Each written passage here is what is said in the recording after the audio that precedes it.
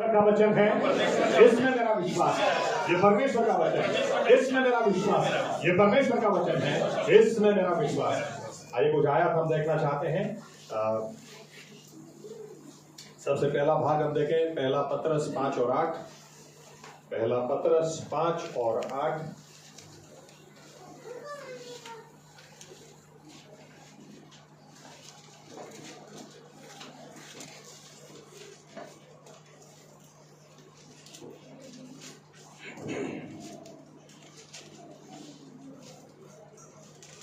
सावचेत થાવ, જાગતા રહો, કેમ કે તમારો વેરી શૈતાન ગાજનાર સિંહની પેઠે કોઈ મળે તેને ગળી જવાને શોધતો ફરે છે। दूसरा भाग पढ़ें, एफएसी 6 और 12। एफएसियों 6 और 12।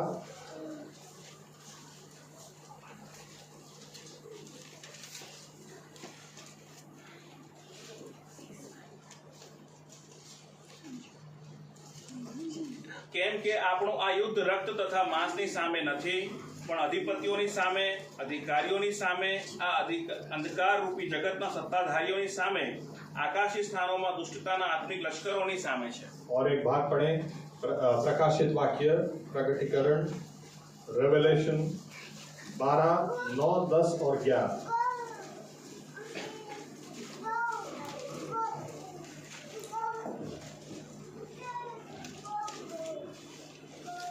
तब वह बड़ा अजगर अर्थात वही पुराना सांप जो इब्लिस और शैतान कहलाता है और सारे संसार का भरमाने वाला है, पृथ्वी पर गिरा दिया गया और उसके दूत उसके साथ गिरा दिए गए। फिर मैंने स्वर्ग से यह बड़ा शब्द आते हुए सुना, अब हमारे परमेश्वर का उद्धार और सामर्थ और राज्य और उसके मसीह का अधिकार प्रकट हुआ है, क्योंकि हमारे भाइयों पर दोष लगाने वाला जो रात दिन हमारे परमेश्वर के सामने उन पर दोष लगाया करता था, गिरा दिया गया है। वे मेमने के लहू के कारण और अपनी गवाही के वचन के कारण उस पर जयवंत हुए और उन्होंने अपने प्राणों को प्रिय न जाना, यहाँ तक कि मृत्यु भी सह ली। ओके, आइए दुआ करें। धन्यवाद प्रभु यीशु, हमारे जीवित परमेश्वर प्रभु यीशु मसीहा, आपके वचनों के लिए हम आपको धन्यवाद देते हैं। हमारी प्रार्थना है इन वचनों के द्वारा आप हमसे बात करें, आप हमसे व्यवहार करें। पवित्र आत्मा को आप हम पर उंडेल दें प्रभु यीशु, वचन की सच्चाई में पवित्र आत्मा हमें लेकर जाए। आपने खुद कहा तुम सत्य को जानोगे, सत्य तुम्हें मुक्त करेगा। प्रभु यीशु, हमारी विनती है, प्रार्थना है कि आप आपके वचन के सत्यता को आपके सामर्थ में हम पर बहा दें, आपके वचन का सत्य हमें मुक्त कर दें, ताकि प्रभु यीशु हम जैसे हैं वैसे न रहें, हम बदल जाएं और भी आपके जैसे हो जाएं, और हमें आप प्रभु यीशु हमारे बदले हुए जीवनों से आप ही को मान और महिमा मिले। आप बोले सारा आदर, सारा मान, सारी महिमा वो सिर्फ और सिर्फ आपकी है, आप ही को देते हुए प्रभु यीशु मसीहा के नाम से ये प्रार्थना करते हैं, आमीन। धन्यवाद प्रभु यीशु। बैठ सकते हैं।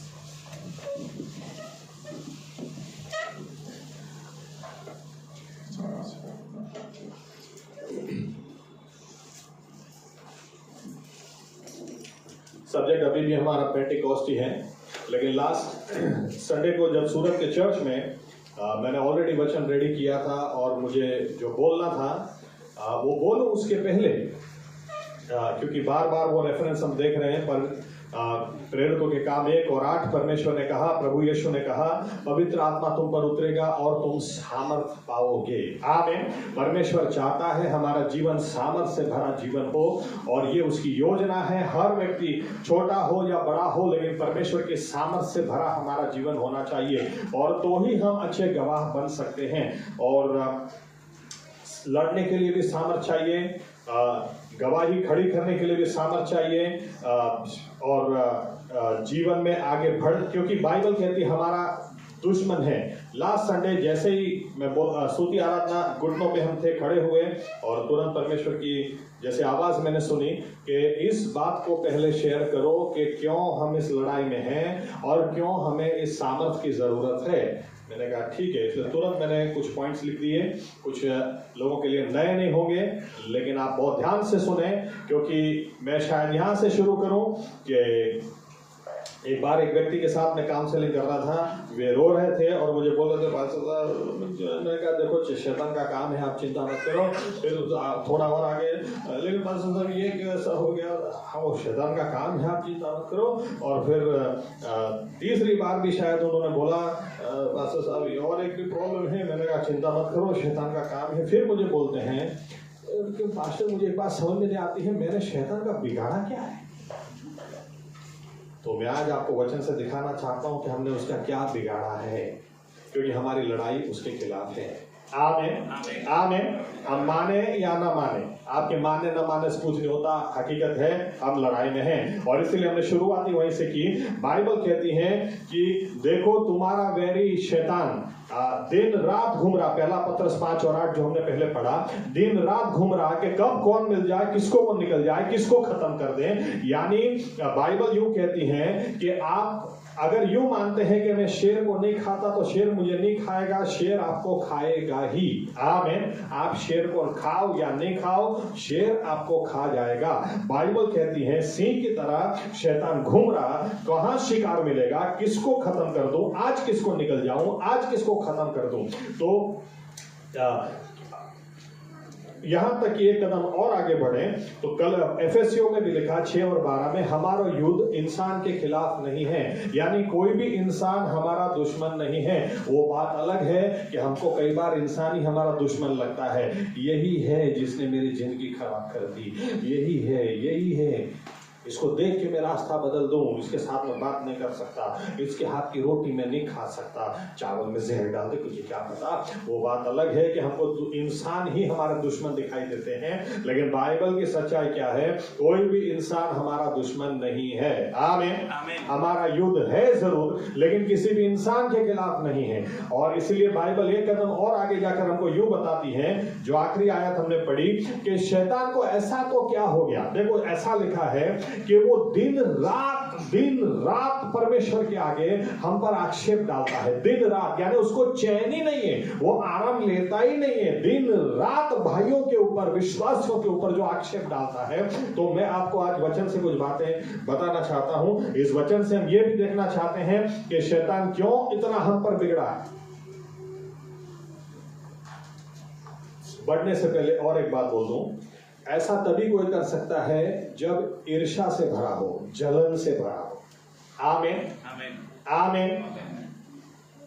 मैं और जेटी साहब एक बार जा रहे थे, हमारे आगे एक गाड़ी थी, उसके पीछे लिखा था जलो मत, जहर पी लो।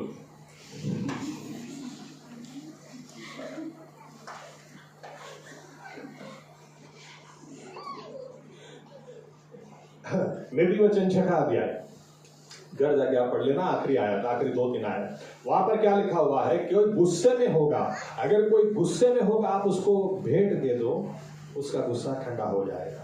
लेकिन लिखा है कोई जलता होगा आपसे, कोई आपसे ईर्ष्या रखता होगा, आप उसके लिए कितना भी करो, लेकिन वो एक ही जलन में रहता है कि मुझे मौका मिले इसको मैं खत्म कर डालूं। जलन कभी भी भेंट से खत्म नहीं होती।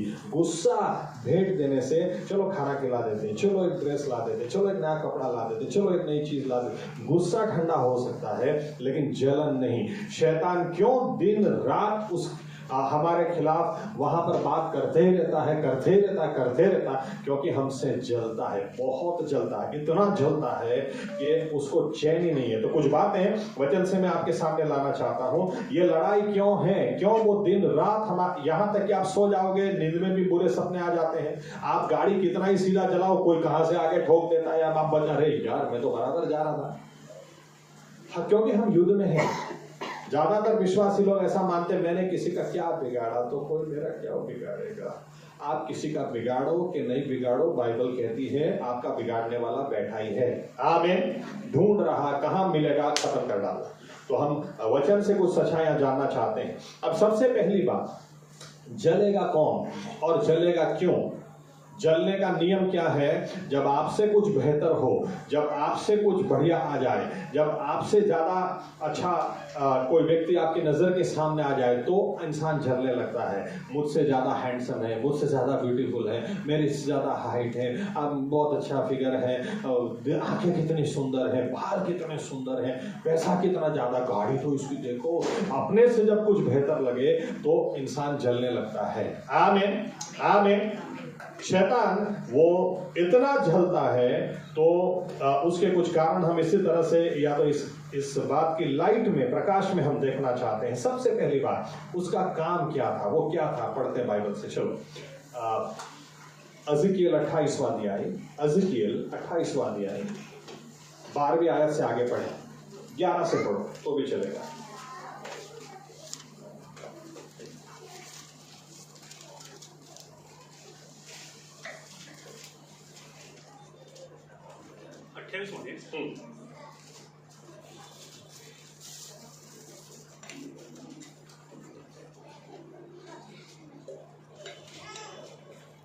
ध्यान रखो, सांभो।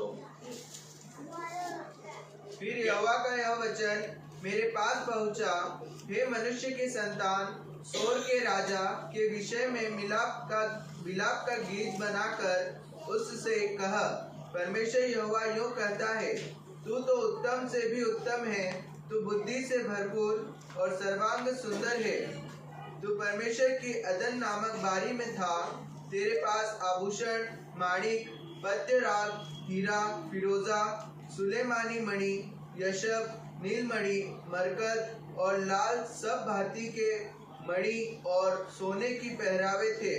तेरे डफ और बांसुरियां तुझी में बनाई गई थी। जिस दिन तू सिरजा गया था उस दिन वे भी तैयार की गई थी। ओके, और एक आगे, थोड़ा और आगे।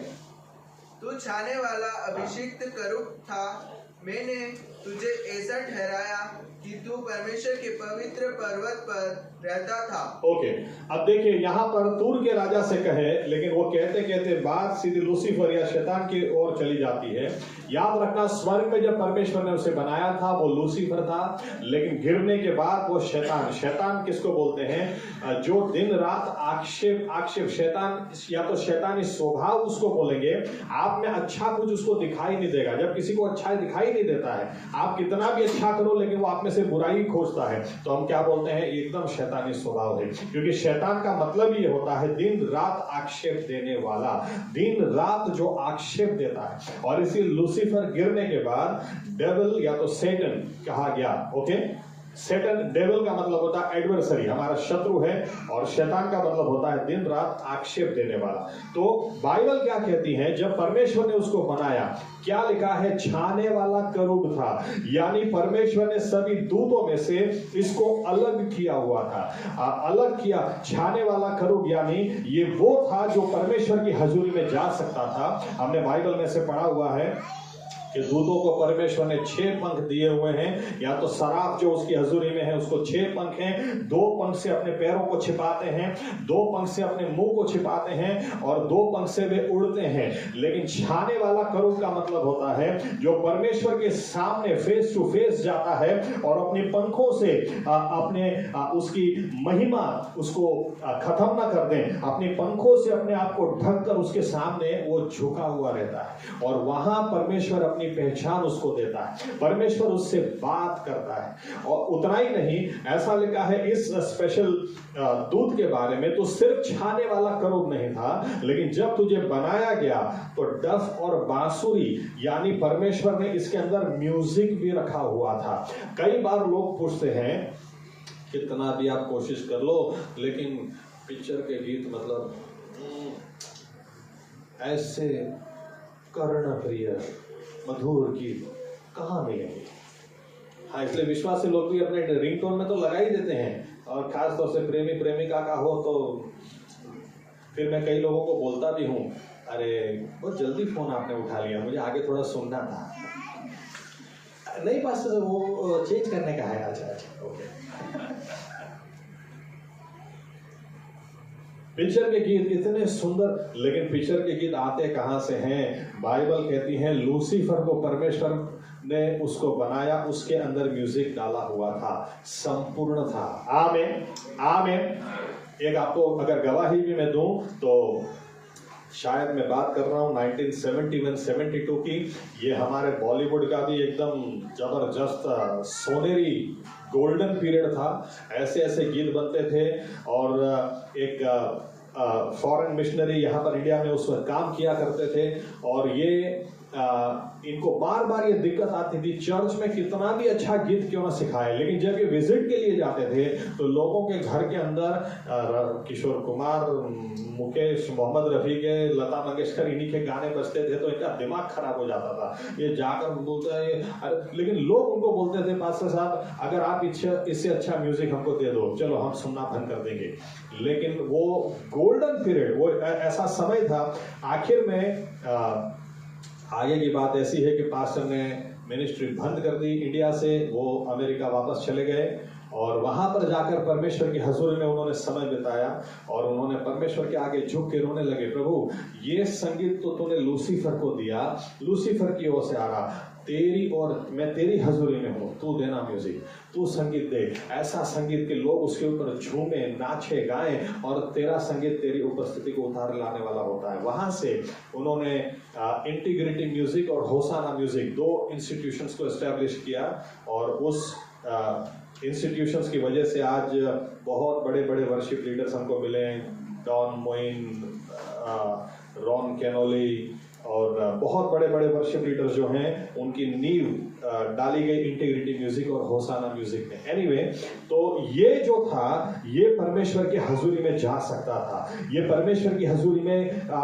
छाने वाला करूब था, इसको बाकी लोगों से अलग किया गया था, इसको म्यूजिक दिया गया था। यानी हम समझ सकते हैं कि ये जब परमेश्वर की हजूर से बाहर आता था ये म्यूजिक के द्वारा लोगों को बताता था परमेश्वर कैसा है, लोगों को यानी दूसरे दूतों को, अभी तो इंसान को परमेश्वर ने बनाया नहीं था लेकिन वो दूसरे दूतों को बताता था।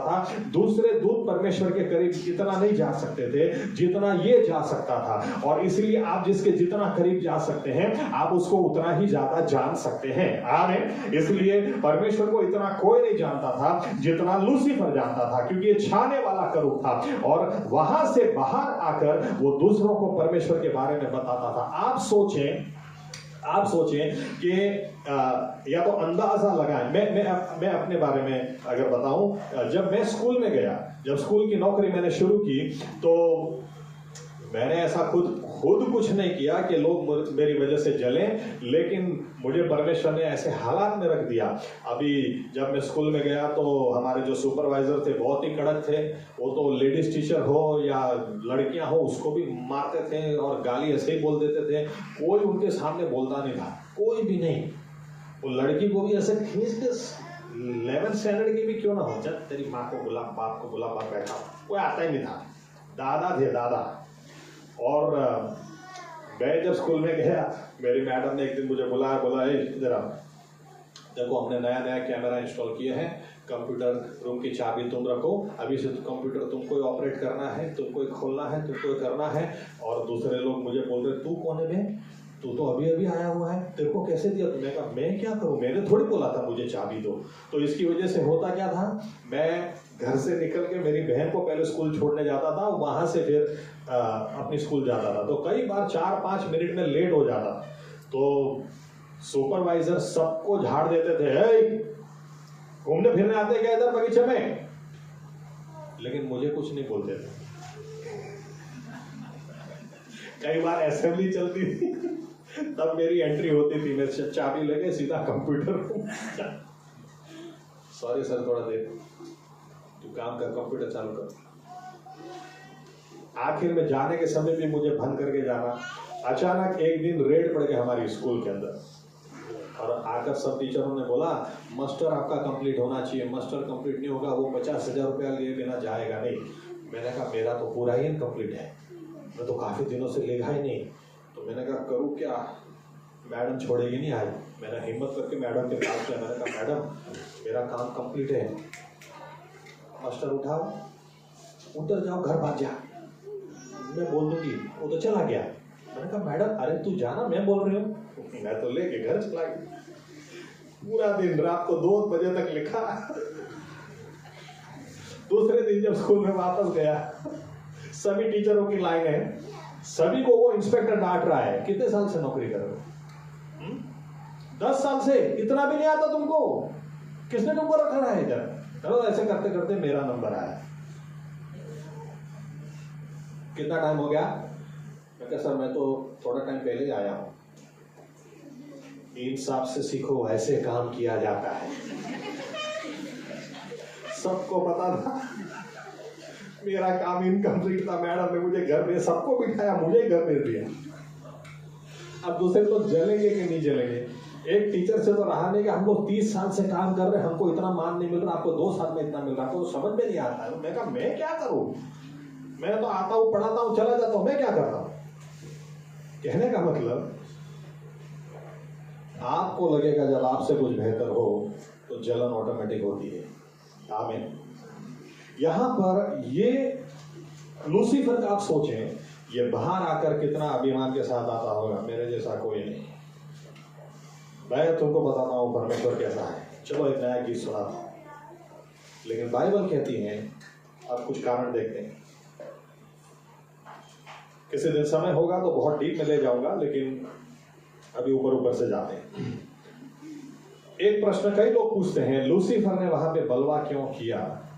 लूसीफर ने क्यों बलवा किया? सिंपल कारण है, जो परमेश्वर की हजूरी में खड़ा रहता है, परमेश्वर की हजूरी में खड़ा रहने वाला व्यक्ति परमेश्वर की योजनाओं को जानता है, क्योंकि परमेश्वर उससे कुछ छुपाता नहीं है। आमीन। इसलिए लूसीफर एक बात जान गया, जब परमेश्वर के पास वो बार बार जाता था, वो जान गया कि परमेश्वर इंसान को बनाने वाला है। इंसान, याद रखना, उसका बलवा करने का कारण ही इंसान है। क्यों? क्योंकि उससे बेहतर कोई आ रहा है। सबसे पहला कारण मैं आपको देता हूं, क्यों हम इस युद्ध में हैं, या तो क्यों वो हमसे इतना जलता है, क्योंकि बाइबल यूं कहती है। चलो आयत पढ़ते फटाफट। उत्पत्ति 1:26 और 27। उत्पत्ति 1:26 और 27।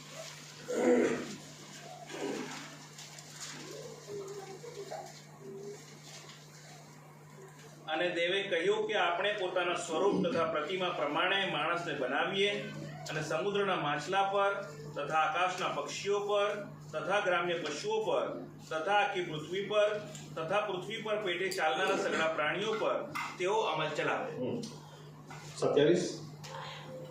એમ દેવે પોતાના સ્વરૂપ પ્રમાણે માણસને ઉત્પન્ન કર્યો, દેવના સ્વરૂપ પ્રમાણે તેણે તેને ઉત્પન્ન કર્યો, तेने तेओने नर नारी उत्पन्न कर्या।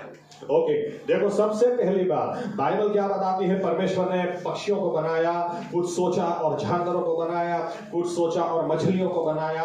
लेकिन बाइबल कहती है जब हमारी बारी आई तो परमेश्वर ने अपने बारे में सोचा। परमेश्वर ने क्या कहा? चलो अपने जैसा कुछ बनाते हैं। परमेश्वर से बेहतर कोई हो नहीं सकता, और अगर परमेश्वर अपने जैसा कुछ बनाए तो उससे भी तो बेहतर और कोई हो नहीं सकता। आमीन। इसलिए याद रखना, इंसान परमेश्वर की बेस्ट कृति है। कई बार या तो एक बार किसी ने मुझे पूछा था कि परमेश्वर इससे भी कुछ बेहतर बना सकता? मैंने कहा परमेश्वर अपने से बेहतर कभी कुछ नहीं बना सकता है। इसलिए इंसान से बेहतर कभी कोई कुछ होगा ही नहीं, क्योंकि परमेश्वर ने जब इंसान को बनाया तो अपनी प्रतिमा में बनाया, अपने बारे में सोचकर उसको बनाया। और इसीलिए इंसान का आना लूसीफर के लिए क्या था? वो समझ गया कि मुझसे भी बेहतर कुछ आ रहा है, क्योंकि कभी भी परमेश्वर ने एक भी दूत को अपने जैसा नहीं बनाया। सिर्फ इंसान है जिसको परमेश्वर ने अपने जैसा बनाया। आमीन। इसलिए आप सोचें कि परमेश्वर ने, ओके, या तो इस तरह से कहूं, हमको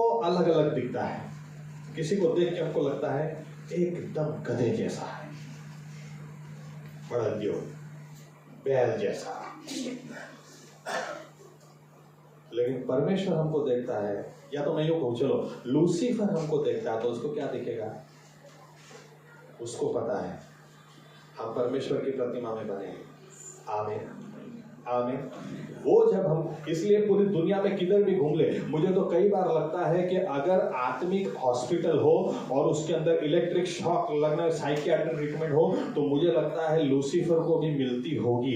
क्योंकि आप सोचो, ये सही में पागल हो गया है। बाइबल कहती है दिन रात ही आक्षेप देता, दिन, इसको चैन ही नहीं है। क्यों? क्योंकि ये पृथ्वी पर किधर भी घूमेगा, इसको क्या दिखेगा? इसको हर जगह परमेश्वर की प्रतिमा दिखेगी, हर जगह वो परमेश्वर दिखेगा। एक समय जिसकी हजूरी में खड़ा रहता था और उस परमेश्वर ने उसको भगा दिया वहां से। आमीन। उसको कौन दिखेगा? मुझसे कोई बेहतर हो ही नहीं सकता था, लेकिन जब भी आपको और मुझे वो देखता है तो वो जलेगा ही ना, क्योंकि उसको क्या दिखता है?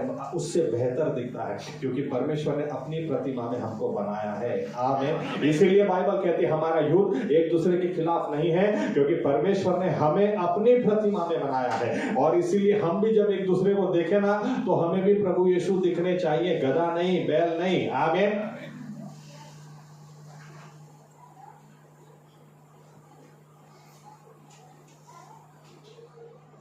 दूसरा पॉइंट देखो,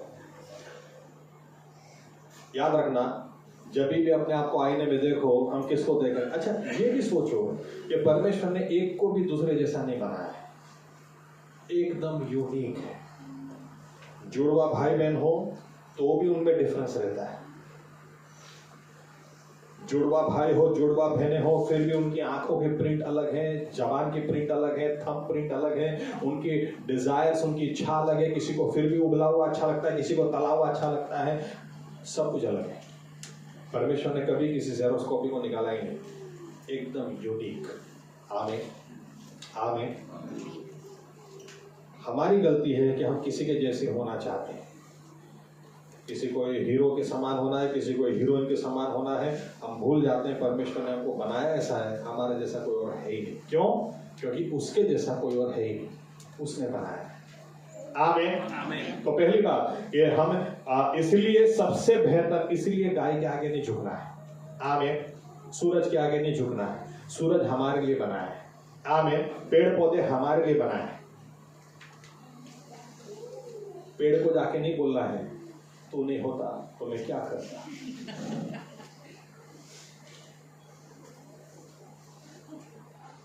पेड़ को भी जाके बोलो तुझे है ना ऑक्सीजन देने के लिए मेरे लिए बनाया है। आमीन। आमीन। सूरज के आगे भी सूर्य नमस्कार नहीं करना, सूरज को भी देख के बोलो तू याद रखना भाई, अगर तू सुनता है तो याद रखना तुझे मेरे लिए बनाया है, मुझे दिन को उजाला देना है इसलिए बनाया है। आमीन। सच बात है। दूसरी बात पढ़ते हैं और एक आयत, यूहन्ना 4:23-24। यूहन्ना 4:23 और 24।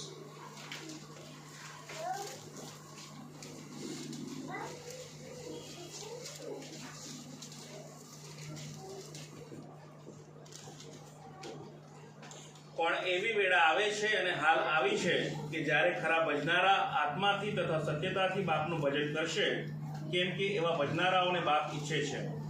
ओके, इन शॉर्ट परमेश्वर को क्या चाहिए? परमेश्वर को आराधना करने वाले लोग चाहिए। आमीन। देखो बाइबल यूं नहीं कहती उसको पास्टर चाहिए, उसको पैसे वाले लोग चाहिए, उसको अच्छे क्वालिफिकेशन वाले लोग चाहिए। बाइबल कहती है उसको आराधना करने वाले लोग चाहिए, उसको आराधक चाहिए। आमीन। आमीन। क्यों चाहिए? सिंपल सी बात है। देखो लूसीफर क्या था? लूसीफर आराधक था। आराधक उसको बोलते हैं जो परमेश्वर के फेस टू फेस जाता है या जा सकता है। आमीन। आज हम लोग अगर तंबू व्यवस्था देखें, बाइबल कहती है उसके पास धन्यवाद देते देते आओ, स्तुति के द्वारा उसके तुम करीब आओ। बाइबल हमें कहती है परमेश्वर के करीब आने का रास्ता धन्यवाद देते देते आओ, स्तुति करते आओ, लेकिन उसके बाद एक जगह जाना चाहिए जहां पर परमेश्वर के हम फेस टू फेस आ जाएं, जहां फेस टू फेस आ जाएं, जहां आपको पता हो कि परमेश्वर और मेरे बीच में और कोई नहीं, और मेरा परमेश्वर आसमान और पृथ्वी को बनाने वाला परमेश्वर उसके सन्मुख में खड़ा हूं। वहां पर आप उसके आगे झुक जाएं और आप क्या बोलें, आप कैसे बोलें, क्या बोलें, क्योंकि आपको पता है आसमान और पृथ्वी को बनाने वाला परमेश्वर फेस टू फेस में आ गया उसके साथ। बाइबल कहती है वो आराधना का स्थान है जब आप फेस टू फेस आते हैं। बाइबल का परमेश्वर छुपना नहीं चाहता, बाइबल का परमेश्वर लोगों से दूर नहीं रहना चाहता है, वो आज भी अनुभव देना चाहता है, आज भी वो दिखना चाहता है, लेकिन वो मिलेगा किधर? वो आराधना के स्थान के अंदर आपको मिलेगा। आप समय निकालो, विश्वासियों के पास टाइम नहीं है, समय निकालो, उसको धन्यवाद दो, उसकी प्रशंसा करो और उसके सामने जाओ, वहां तक छोड़ो मत जब तक आपको वो दिखाई न दे, जब तक आपको छू न ले, जब तक रोंगटे खड़े न हो जाए, जब तक आपको उसकी आवाज सुनने को न मिले। परमेश्वर को ऐसे लोग चाहिए। याद रखना, आराधक वो होता है जो बार बार, ओके इस तरह से ये बोलना रह गया।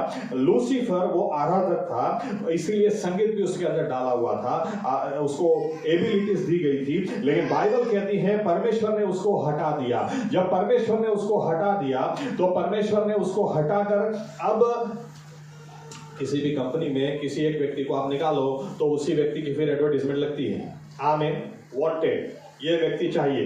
अब परमेश्वर ने बाकी सब कुछ ऐसा का ऐसा था, आराधक को हटा दिया, इसलिए परमेश्वर ने एडवर्टाइजमेंट भेजी, मैं आराधकों को खोज रहा हूं। और किसी को नहीं खोज रहा है, आराधकों को खोज रहा हूं, मैं उन लोगों को खोज रहा हूं जो मेरे, चलो कुछ और आयत पढ़ते हैं। निर्गमन 28, निर्गमन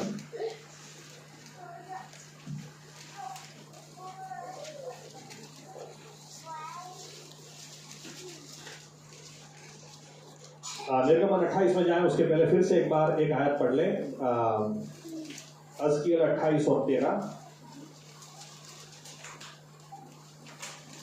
हजकियेल 28 जो हमने ऑलरेडी पढ़ ली, फिर से एक बार पढ़ ले 28 और 13। તું દેવની એદનવાડીમાં હતો તો સુવર્ણ જડિત સર્વ પ્રકારના મૂલ્યવાન રત્નો એટલે માણેક, પોખરાજ, હીરા, બિરોજ, ગોમેદ, યાસ્પિસ, નીલમણિ, લીલમણિ તથા અગ્નિમણિથી આભૂષિત હતો। તારી ખંજરીઓ તથા વાંસળીઓની કારીગરી તારમાં હતી। अब यहाँ पर ऐसा लिखा है कि सबसे खास था ये, ओके, सब दूतों से इसको अलग किया गया था, ये दिखाने के लिए परमेश्वर ने इसको मणि भी दिए हुए थे। लिखा है मणियों की आभूषित हो। कितने मणि? 9 अलग अलग, ruby, onyx, this stone and that stone, 9 पत्थर, कीमती पत्थर से इसको आभूषित किया गया था बताने के लिए। ये कहीं भी घूमता होगा, आप सोचो, सभी दूतों को पता चलता होगा ये सबसे अलग है, यही है जो परमेश्वर के करीब जा सकता है, यही है जो उसके हजूर में खड़ा रह सकता है। आमीन। यहाँ पर 9 पत्थर है, आप गिनोगे 9 पत्थर। अब पढ़ते हैं निर्गमन 28 में, निर्गमन 28 को हम पढ़े 15 से आगे।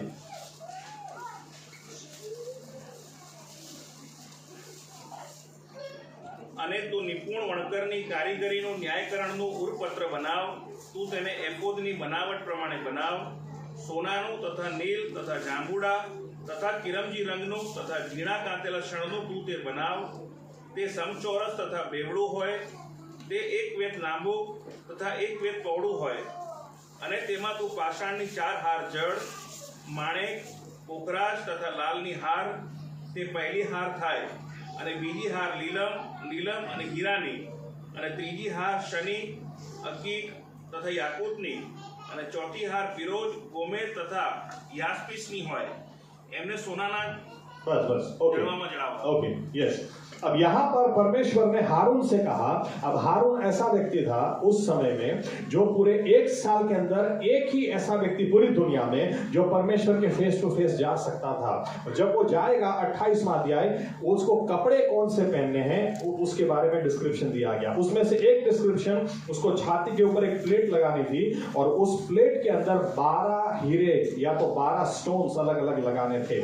एक पत्थर एक इजराइल के एक कुल को रिप्रेजेंट करता हुआ। इन शॉर्ट, आज बाइबल हमें यूं कहती है, क्यों परमेश्वर आराधकों को खोज रहा है? जब यीशु मसीह ने अपनी जान दी, बाइबल कहती है परमेश्वर के हाथ मंदिर के अंदर गए और परमेश्वर ने पवित्र और परम पवित्र स्थान को जुदा करता हुआ जो पर्दा था उसको फाड़ दिया। ये दिखाने के लिए कि आज यीशु मसीह के लहू के कारण कोई भी व्यक्ति परमेश्वर की फेस टू फेस आ सकता है। आमीन। लेकिन लूसीफर को 9 पत्थर दिए गए थे, यहां पर हारून को परमेश्वर ने 12 पत्थर लगाने के लिए बोला। ये क्या दिखाता है? ये दिखाता है कि लूसीफर अगर यहां तक जा सकता था, यहां से परमेश्वर को जान सकता था, इंसान और भी करीब जा सकता है।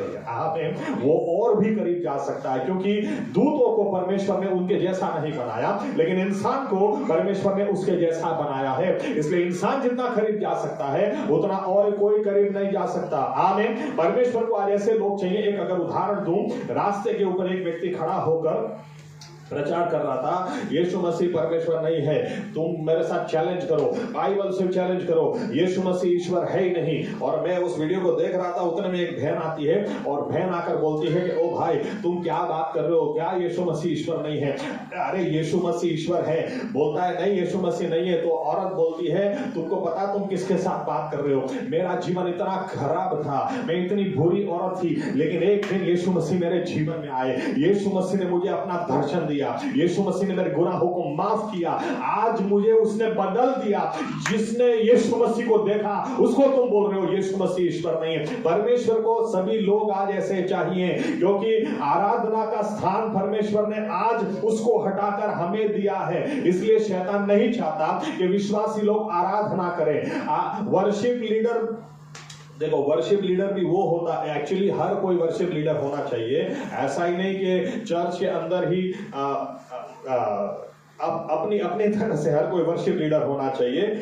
इस तरह से कि ये स्थान जो, क्योंकि बाइबल का परमेश्वर कहता है वो आराधकों को खोज रहा, यानी ऐसे लोग चर्च में चाहिए, ऐसे विश्वासी लोग चाहिए जो हर रोज प्रभु यीशु को देखना चाहते हैं, हर रोज उसको मिलना चाहते हैं, हर रोज उसकी सुंदरता में खो जाना चाहते हैं। दाऊद बोलता है मुझे कुछ नहीं चाहिए, मुझे सिर्फ तू चाहिए, मुझे तुझे देखना है, पूरी जिंदगी तुझे निहारना है और उसकी के अंदर मुझे खो जाना है। दाऊद बार बार क्यों बोलता था? क्योंकि परमेश्वर को आराधना करने वाले लोग चाहिए। आमीन। और ये स्थान आप सोचें हमारे लिए कितनी बड़ी बात, क्योंकि परमेश्वर ने उसको हटाकर ये स्थान हमें दिया है। आपको चर्च के अंदर वर्शिप लीडिंग का मौका मिले ना मिले, आप घर पे समय निकालें। प्रभु यीशु आपने मुझे आराधना करने के लिए चुना है। परमेश्वर का वचन कहता है इजरायली लोगों को, क्यों मैंने तुम्हें मिस्र से छुड़ाया? मूसा को भेजकर वो बोलता है मेरे लोगों को तो छुड़ा कर लाएगा, 3 दिन तुम रास्ता काटोगे, वहां पर तुम मुझे बलिदान चढ़ाओगे, वहां पर तुम मेरी आराधना करोगे और तब तुम मेरे लोग और मैं तुम्हारा परमेश्वर हो जाऊंगा। परमेश्वर ने इस्राएलियों को भी बोला मैं तुम्हें क्यों छुड़ा रहा हूं? क्योंकि मैं चाहता हूं तुम मेरी आराधना करो। आमीन आमीन। यशाया 43, ये भी आप घर जाके पढ़ लें। बाइबल कहती है आग तुझे जलाएंगी नहीं, पानी तुझे डुबाएगा नहीं। क्यों? क्योंकि 6 और 7 आयत आगे बोलती है क्योंकि मैंने अपनी महिमा के लिए तुझे संभाल के रखा है ताकि तुम मेरी आराधना करो। परमेश्वर ने इसलिए संभाल के रखा ताकि विश्वासी लोग आराधना करें। आराधना करने वाला वो होता है जो भूखा और प्यासा परमेश्वर के पास जाता है। लूसीफर जाता था, उसको जानता था, पहचानता था और उसके सुनता था और फिर बाहर आकर दूसरों को बताता था। आज ऐसे विश्वासी लोग चाहिए। बाबा लोग होते ना, बाबा हुआ लोग उसके पास क्या जाते, बाबा क्या करो, मुझे क्या करना चाहिए, आप मुझे बताओ।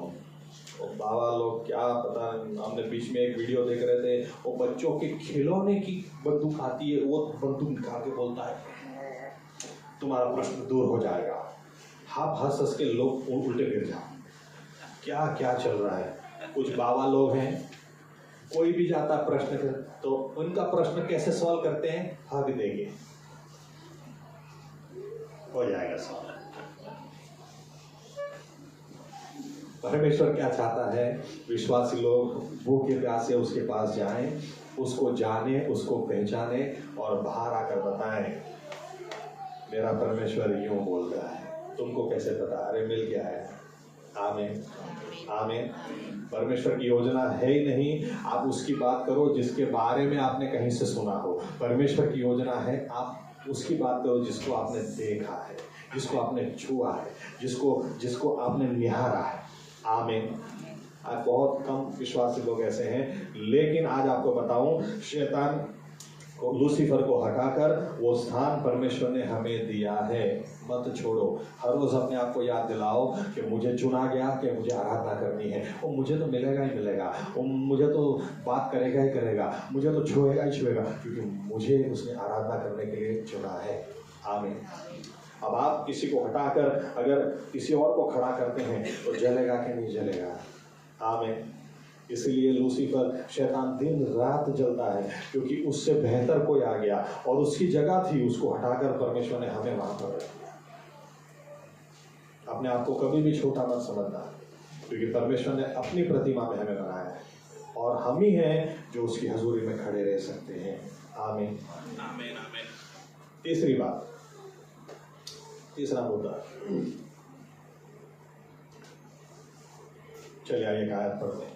पहला यूहन्ना 1 और 9। पहला यूहन्ना 1 और 9।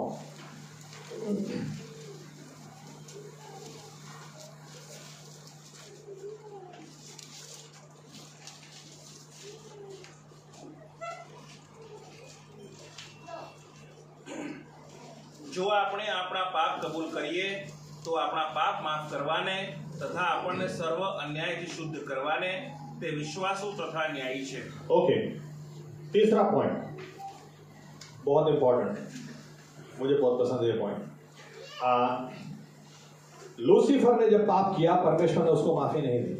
आमीन, निकाल फेंका। ये इस हद तक ये बाइबल यूं कहती है, जब उसको फेंक दिया, उसके साथ जो दूसरे दूतों ने बलवा किया उनको भी फेंक दिया, और तुम्हारे लिए माफी है ही नहीं, तुम्हारा केस खत्म। ये बताने के लिए परमेश्वर ने नरक को भी बनाया।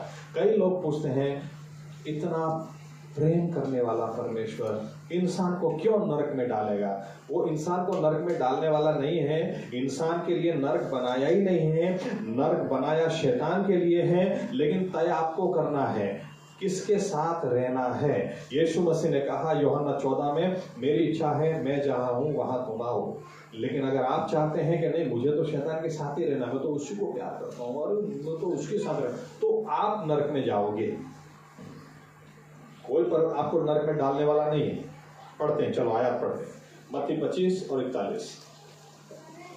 मैथ्यू 25:41। मत्ती 25:41।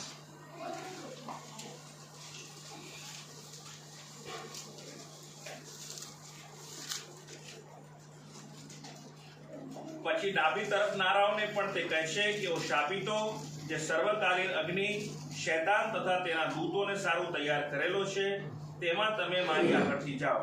क्या लिखा है? नरक किसके लिए तैयार किया गया? शैतान और उसके दूतों के लिए तैयार किया गया है। आमीन, इंसान के लिए नहीं। इसलिए इंसान को तय करना है। जब इजरायली लोग कनान में जा रहे थे, उसके पहले मूसा ने कहा, परमेश्वर आज तुम्हारे सामने ऑप्शंस रख रहा है, जीवन और मृत्यु, आशीष और श्राप, तुम चुनो तुम्हें क्या चाहिए। चॉइस हमारी है। नरक परमेश्वर ने शैतान के लिए और उसके दूतों के लिए बनाया, यानी उनके लिए माफी नहीं है। लेकिन आप हमारे बारे में सोचें, परमेश्वर कितनी बार हमको माफ करता है।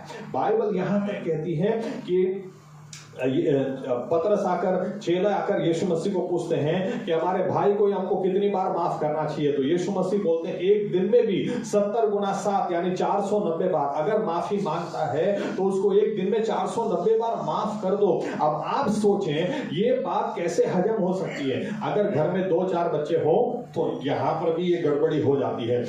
यहाँ उसने किया तो उसको कुछ नहीं बोला, मैं करूँ तुम मुझे इतना सुनाते हैं। अरे भाई, और बड़े होते तो उनको तो सुनना है, बेटा तू बड़ा है, देख बेटा तू बड़ी है, तू सब तो बड़ी है, तो क्या मैं ही समझूं? बड़ा हो तो मुझे ही समझने का। लेकिन ये घर में होता ही है। मुझे 4 छाटे मार दिए तो उसको एक भी नहीं मारा। तो यानी दूसरों को अगर क्षमा करो तो सहन नहीं होता है। हमको तो ये सब बहुत ध्यान में रखना पड़ता है, क्योंकि कई बार चर्च में नहीं आना तो दूसरे लोग बोलते, अच्छा उसको बैठने दिया, हमको मना कर दिया, तो हमको ध्यान में रखना पड़ता है। यहां पर आप सोचे, एक उदाहरण देता हूं आपको समझाने के लिए। आप सोचे शैतान केस लेके जाता होगा, फर्स्ट क्लास केस। उदाहरण के तौर पर रवि है, रवि सब लोग छूट के निकल गए और एकदम से मैंने देखा 1000 रुपये पड़े रवि की जेब से गिर गए। कोई बात नहीं, प्रभु यीशु धन्यवाद, आपको तो पता ही है, मुझे तो जरूरत है ही, धन्यवाद प्रभु यीशु, 1000 रुपये डाल दिए मैंने जेब के अंदर, धन्यवाद भी देना शुरू कर दिया। और उस साइड शैतान फाइल लेके जा रहा ऊपर, परमेश्वर अपने आप को पास्टर बोल रहे हैं, वो रवि का 1000 रुपये इसलिए अब तू उसको छोड़ना मत। और इस साइड में गलती प्रभु प्लीज मुझे क्षमा कर दो, मैं रवि को 1500 वापस दे दूंगा, रवि 15। और उधर परमेश्वर बोलेगा कौन सा केस?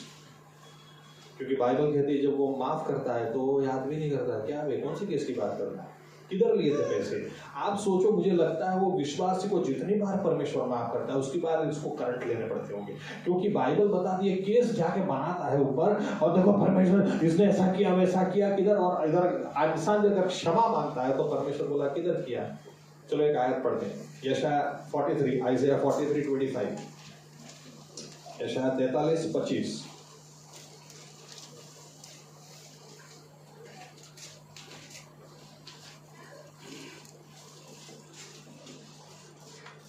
मैं वही हूँ जो अपने नाम के निमित्त तेरे अपराधों को मिटा देता हूँ और तेरे पापों को स्मरण न करूँगा।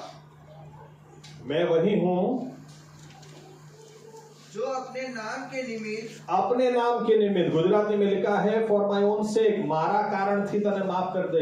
देखो कहने का मतलब क्या है, दो व्यक्तियों के बीच में रिश्ता जितना भी इंपॉर्टेंट आपके लिए हो, माफी उतनी ही ज्यादा होती है। आमीन। वो हम लोग हैं जो है, अब जोबैन इतनी बड़ी हो गई है, उसके बावजूद भी तो 2 साल की थी ना, 2 साल की,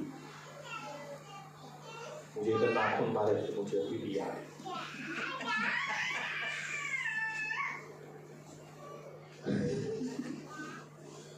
हमको ऐसा सब याद रहता है, नहीं पास्टर साहब 20 साल हो गए, लेकिन नहीं, वो जो उस दिन उसने बोला था ना पास्टर साहब, अभी भी मुझे याद है।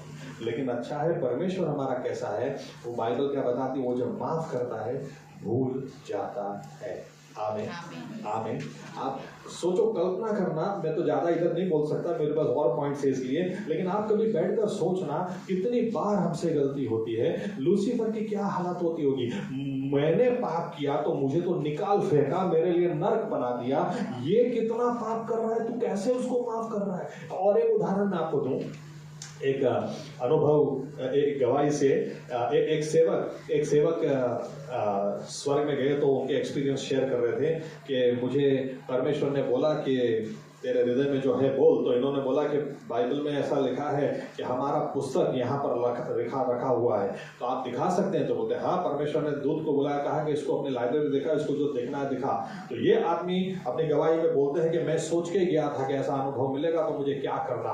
बोलते सीधा ही जाके मैंने उसको पूछा दाऊद का पुस्तक किधर है, मुझे वो देखना है। तो बोलता ये रहा। तो दाऊद का पुस्तक निकाल कर पढ़ने की शुरुआत की, बोलता दूत को बोलता है इधर इधर।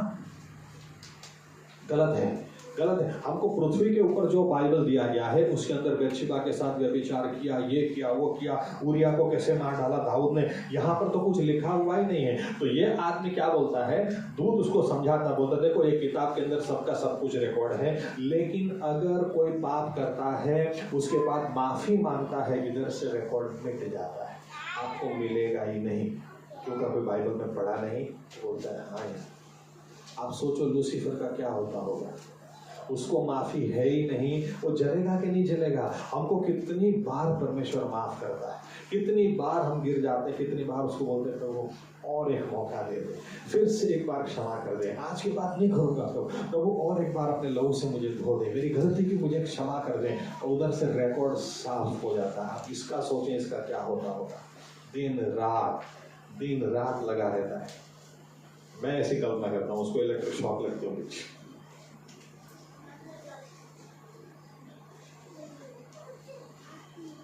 आप ये सोच लें कि परमेश्वर हमको कितना चाहता है कि हमको इतनी बार माफ करता है। आमीन। सिर्फ उद्धार के दिन उसने हमको माफ किया उतना ही नहीं, लेकिन हम शायद गिन भी नहीं सकते हैं। मुझे तो लगता है हमारे सिरों के बाल है उससे ज्यादा बार हमको क्षमा किया होगा, और आज भी अगर हम उसके आगे झुक जाए, आज भी हमको माफ कर देता है। क्यों? क्योंकि उसके लिए हम बहुत इंपॉर्टेंट हैं। घर जाके आप पढ़ना, यिर्मयाह 3 अध्याय, मुझे बहुत पसंद है वो। परमेश्वर बोलता है क्या तुम्हारी बीवी 10 अलग अलग घरों में सोकर आएगी, क्या उसको तुम स्वीकार करोगे? क्या ऐसी बीवी को तुम अपनाओगे? नहीं अपनाओगे। लेकिन तुमने मेरे साथ यही किया है, फिर भी मैं तुमसे कहना चाहता हूँ लौट आओ मेरे पास, मैं तुम्हें माफ कर दूंगा और मैं तुम्हारे गुनाह कभी याद नहीं करूंगा। ये परमेश्वर का हृदय है। आप सोचो, आप अंदाजा मारो लूसीफर की क्या हालत हुई होगी।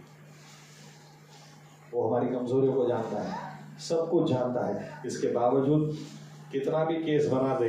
मार्टिन लूथर का भी एग्जाम्पल है। एक बार जब वो लिखने बैठे थे और उस जमाने के अंदर ऐसा आज पेन नहीं हुआ करती थी, तो लोग इंक से लिखते थे।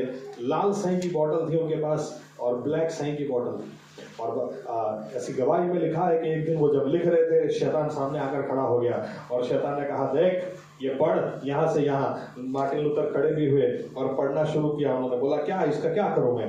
तो शैतान बोलता है, ये तेरे पापों का लिस्ट है, तू खुद इतने पाप कर चुका है, कहाँ दूसरों को मसीह के बारे में सिखा रहा है, तेरा ठिकाना नहीं है। तो ऐसा लिखा हुआ है कि मार्टिन लूथर ने लाल स्याही की बोतल ली और उसके ऊपर डाल के कहा, सब सही है, लेकिन ये भी सही है कि यीशु मसीह के खून से मेरे पाप माफ हो चुके हैं।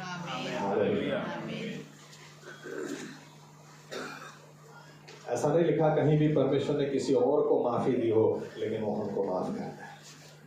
आमीन। और एक पॉइंट पढ़े, फिलिपी 2 और 6। फिलिपी 2 और 6।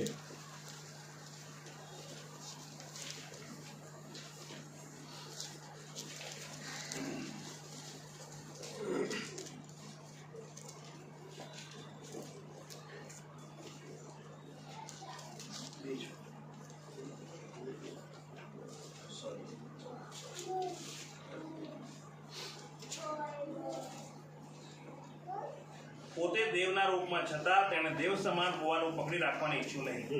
ओके, चलेगा इतना। इन शॉर्ट, आप और एक कदम आगे बढ़ो। बाइबल कहती है लूसीफर ने पाप किया, उसको हटाकर निकाल फेंका, और बाइबल कहती है उसको परमेश्वर ने उसके लिए नर्क बना दिया। हमारे लिए यूं लिखा है, जब हमने पाप किया, ये परमेश्वर खुद इंसान बनकर आ गया।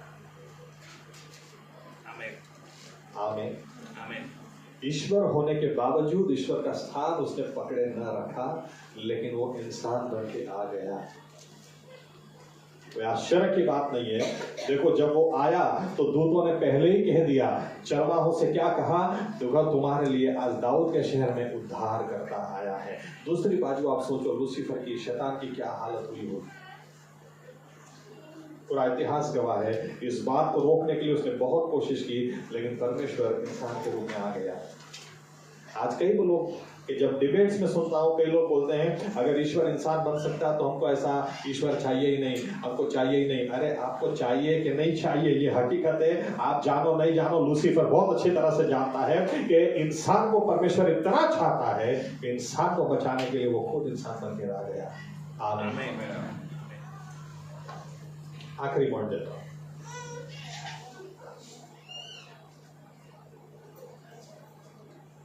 आखिरी पुस्तक निकाले, आखिरी आयत, तीन भाग पढ़ते हैं, 3 आयत पढ़ते हैं। प्रकाशित वाक्य 22, 3, 4 और 5।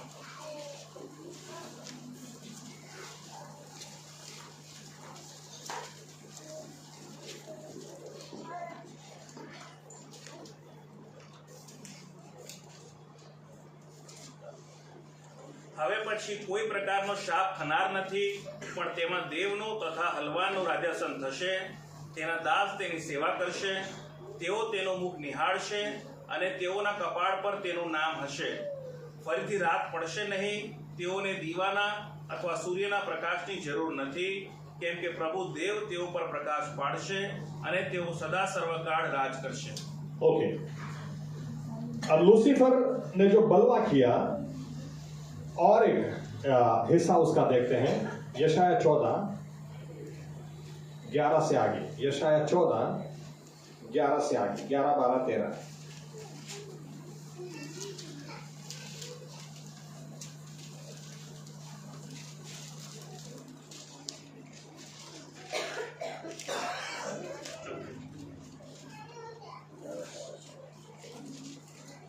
તારા ગર્વને તથા તારી વીણાઓના સાદને શેઓલ સુધી ઉતારવામાં આવ્યા છે। તારી હેઠળ અળસિયા પાથરેલા છે ને કૃમિ તને ઢાંકે છે। રે તેજસ્વી તારા। ओके, यहां पर जो गुजराती में लिखा है रे तेजस्वी तारा, इंग्लिश में लिखा है ओ दाउ लूसीफर। ओके, लूसीफर का नाम होता है तेजस्वी तारा। बाइबल में साइड में लिख सकते हैं, यहाँ पर शैतान का नाम है, ओरिजिनल नाम दिया गया ओ लूसीफर, यानी लूसीफर से बात हो रही है। अब देखते हैं क्या बात है आगे। રે તેજસ્વી તારા, પ્રભાતના પુત્ર, તો ઊંચે આકાશમાંથી કેમ પડ્યો છે? બીજી પ્રજાઓને નીચે પાડનાર, તું કાપી નંખાઈને ભોંય ભેગો કેમ થયો છે? તે તારા હૃદયમાં કહ્યું હતું કે હું આકાશો પર ચડીશ ને હું દેવના તારાઓ કરતા મારું રાજ્યાસન ઊંચું રાખીશ. હું છેક ઉત્તરના છેડામાં સભાના પર્વત પર બેસીશ. હું મેઘો પર આરોહણ કરીશ. હું પોતાને પરાત પર સમાન કરીશ. ओके, अब देखिए बाइबल हमको यहाँ पर बताती है लूसीफर क्यों तू गिरा, कारण क्या, तू गिरा क्यों? क्योंकि इसने क्या सोचा, इसने ऐसी इच्छा रखी कि परमेश्वर का सिंहासन ही नहीं, मुझे उससे भी बड़ा सिंहासन में अपना खड़ा करूंगा, यानी कि परमेश्वर से भी अपने आप को मैं ऊपर उठाऊंगा. यहां पर एक बात मैं बोल दूं, देखो सारी खेल, इसीलिए सारा खेल कुर्सी से शुरू हुआ, कुर्सी से ही चलता है. इसको कुर्सी चाहिए थी परमेश्वर की. आमीन. आज आप किसी भी जगह चले जाओ, सारा झगड़ा कुर्सी का ही है. फिर वो पॉलिटिक्स हो तो भी, स्कूल में आप नौकरी करते हैं और अगर प्रिंसिपल ने आपको झाड़ दिया तो उधर भी कुर्सी का. मैं प्रिंसिपल होता ना, तुम प्रिंसिपल है, कुर्सी का ही झगड़ा है. आमीन. पूरा झगड़ा कुर्सी का शुरू वहीं से हुआ. लेकिन अब देखिए आप क्या कर रहे हैं, आपने लूसीफर को नीचे फेंक दिया, उसको भगा दिया उधर से, और आप अब हमें चुन रहे हैं. परमेश्वर यानी अब हमें चुनता है और क्या बोलता है.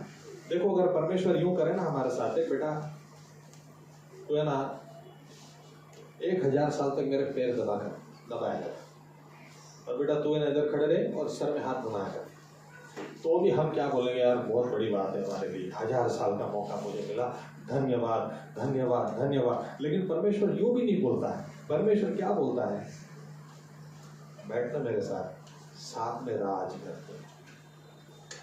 ऐसा कैसे हो सकता है? लिखा है मेमना और कलिसिया सदाकाल के लिए राज करेंगे. आमीन. यानी परमेश्वर ने क्यों जो स्थान शैतान को चाहिए था उसको भगाया उधर से, और वही स्थान में परमेश्वर हमको बोलता है तू आ मेरे पास, साथ में राज करे. कोई आश्चर्य की बात नहीं. बाइबल हमको यूं भी बताती है कि हम बार बार उठ जाएंगे, अपने मुकुट को नीचे उसके चरणों में रखेंगे और कहेंगे प्रभु इसके लिए तू ही लायक है, मैं लायक नहीं हूं. वो वापस सर के ऊपर मुकुट को रखेगा, बोलेगा चल ना साथ में राज करते हैं. कितनी बड़ी बात, इतनी बड़ी आशीष हमको कौन दे सकता है. आमीन आमीन. और वो भी उसके सामने जिसको चाहिए था उसको भगाया उधर से, चल तू निकल इधर से, और परमेश्वर उसकी जगह हमको बोलता है तुम मेरे साथ राज करो. हम गीत भी गाते हैं, सियोन जलाल में वास करेंगे, बाप के दाहिने बैठ जाएंगे, ये हमारा सौभाग्य है. आमीन. वो हमको नौकर नौकरानी बनाए ना तो भी चले, लेकिन वो तो बोलता है राज करो मेरे साथ. बहुत बड़ी बात. आमीन. कोई आश्चर्य की बात नहीं है कि इंसान को देखकर ये सभी बातें शैतान को याद आती है, दुष्ट आत्माओं को याद आती है. इसलिए हमारे साथ बराबर लड़ाई करने के लिए, दिन रात आक्षेप देने के लिए, नाश में जाने के लिए वो कोशिश कर रहे हैं. आमीन. इसीलिए शैतान ने क्या किया, अलग अलग धर्मों को भी खड़ा कर दिया, क्योंकि उसकी इच्छा पहले भी थी परमेश्वर जैसा मैं बनूं या उससे बेहतर बनूं. और इसीलिए याद रखना, बाइबल किसी धर्म की बात करता ही नहीं है. बाइबल का पहला पन्ना बताता है परमेश्वर ने इंसान को बनाया, वो भी अपने जैसा बनाया. उस इंसान के साथ रिश्ता टूटा, इसलिए वो रिश्ता जोड़ने के लिए यीशु मसीह आए, और उनके खून के द्वारा, उनके बलिदान के द्वारा वही रिश्ता वापस जुड़ जाए. इसके अलावा और कोई बात है ही नहीं. आमीन. कोई धर्म की बात बाइबल करता ही नहीं. धर्म सभी शैतान ने खड़े कर दिए, ताकि ये धर्म हो या वो धर्म हो या वो धर्म हो, लोग आराधना उसी की करते हैं.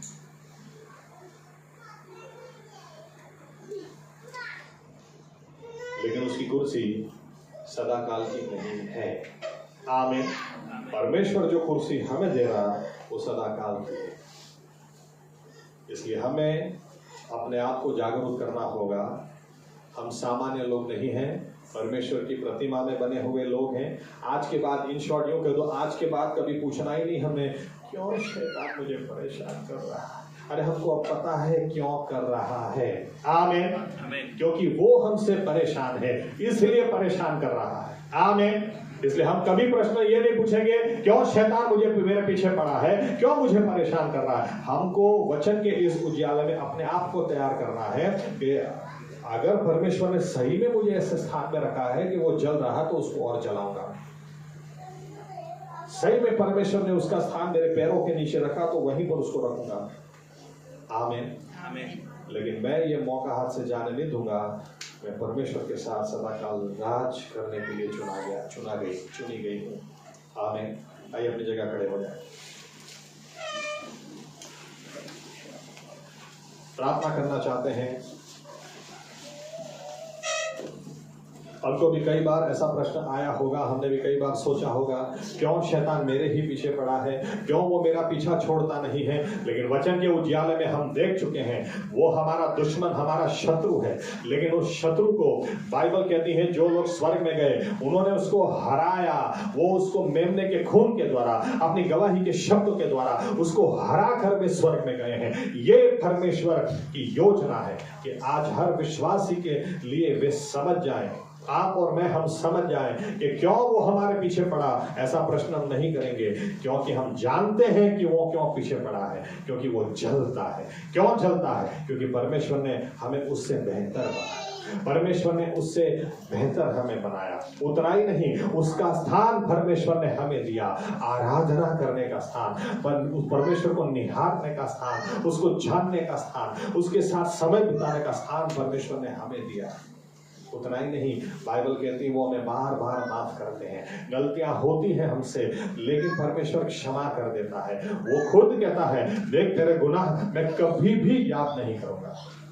क्योंकि हम उसकी दृष्टि में इतने स्पेशल, इतने खास।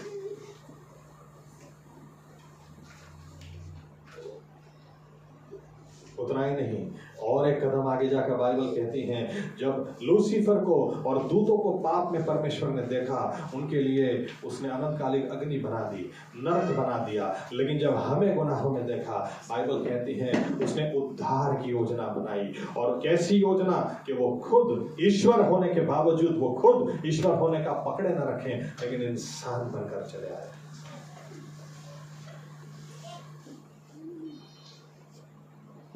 और इसलिए ताकि हम उसके साथ सदा काल राज करें, सदा के लिए उसके साथ हम राज करें। कितनी बड़ी बात। इसलिए आज के बाद हम कभी ये प्रश्न पूछेंगे ही नहीं क्यों शैतान मेरे पीछे पड़ा है, लेकिन हम हिम्मत बांधेंगे। बाइबल कहती है हियाव बांधो, अपने विश्वास को और मजबूत करो।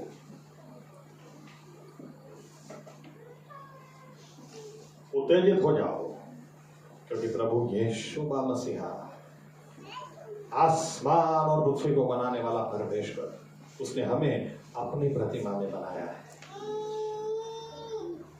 आराधना करने के लिए हमको चुना है। सबसे करीब का स्थान हमें दिया है। वो स्थान हम छोड़ेंगे नहीं।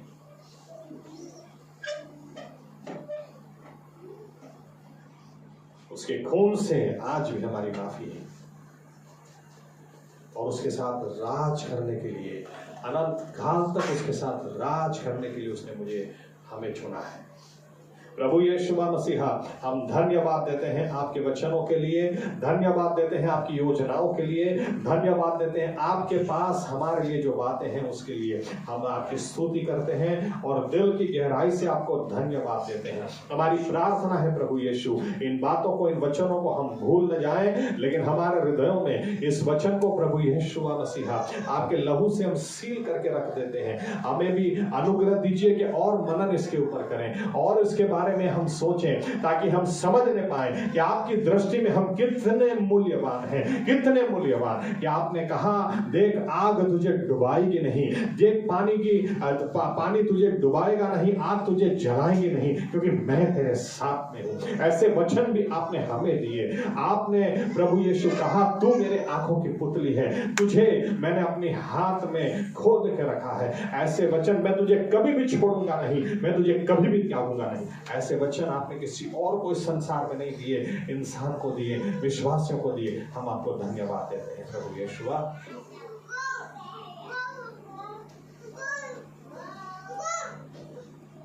इन बातों को जानकर इनके उजियाले में अच्छी तरह से लड़ाई करने के लिए आपकी सामर्थ्य आप हमें भर देना प्रभु यीशु, ताकि अच्छी लड़ाई हम लड़ें और जैसा लिखा गया वैसा ही हम सभी के साथ में हो। उन्होंने शैतान को मेमने के खून के द्वारा अपनी गवाही के शब्द के द्वारा हराया और वे स्वर्ग में गए। प्रभु यीशु मसीहा के नाम से हम सभी के साथ में ऐसा ही हो। आमीन। ओ आकाश माना हमारा भार, તમારું નામ પવિત્ર બનાવો, તમારું રાજ્ય આવો, જેમ આકાશમાં તેમ પૃથ્વી પર તમારી ઈચ્છા પૂરી થાય।